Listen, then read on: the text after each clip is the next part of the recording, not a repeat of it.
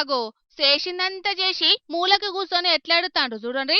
అయ్యో మహిళలని వీళ్ళను పాపమనాలనో లేకుంటే చేసిన ఉద్దారకానికి పోలీసులకు దొరికి మంచి పని అయిందని అనుకోవాలనో కూడా సమజైతలేదోళ్ళ. ఇంతకీ వీళ్ళేం చేసిండ్రంటే నిర్మల్ జిల్లా కాడెం మండల కేంద్రంలో ఉన్న ఓ బట్టల షాప్కి పోయి చీరలు బేరం చేసిండ్రట ఈ నలుగురు మహిళా మనులు. కొనేటందుకు పోతే మంచిగానే ఉండు, కానీ పోయింది కొట్టేసేతందుకాయే. ఇక బేరం చేసిండ్రట, దొరికిన చీరలన్నీ బరికి లోపరేసుకున్నారట. ఇగో ఈయన్నే ఆ బట్టల షాపు యజమాని.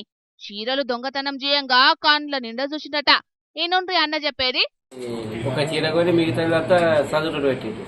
ఎందుకు చదువుతున్నారంటే అన్నట్టు వెళ్ళిపోయారు కొని ఒక చీర కొనుక్కొని మళ్ళీ రిటర్న్ వచ్చి రెండు చీరలు ఇట్లా ఇక్కడ పెట్టుకోగానే నేను చూసి ఎందుకు పెడతారు వీళ్ళంతా జామే రాకుండా కథ ఊరుకుడు పెట్టింది బయటకు వెళ్ళి అటో ఎక్కి వెళ్ళిపోయే మూమెంట్. ఆగో ఇన్నరా, ఒక్క చీర కొన్నారట, వెళ్ళిపోయినరట, మళ్ళొచ్చిండ్రట. అంటే షాపును మంచిగా పరీక్ష పట్టి దొంగతనానికి ప్లాన్ వేసుకొని వచ్చిండ్రు గిట్లా కావచ్చు. కాని అనుకున్నదొక్కటి అయ్యిందొక్కటి అన్నట్టు అడ్డంగా బుక్కైండ్రు పాపం. యజమాని దొంగతనాన్ని చూసి నిలదీసి అడగంగాల్నే షంగో బిల్లో అని ఊరుకుడు సాల్చేసిండట. కాని ఏడికని పోతారు, ఎంత దూరం అని ఉరుకుతారు? దొంగలు దొంగలు అని మొత్తుకునేటాలకు అమ్మలక్కలంతా పట్టుకున్నారు. చక్కగా కడెం పోలీస్ స్టేషన్ కు తోలుకొనే పోయిండ్రు. ఇక అక్కడ షాల్ చేసిండ్రు గిట్లా ఏడ్సుడు తూర్చుడు కార్యం. ఆయన ఎడితేమున్నది, అంతా అయిపోయింది.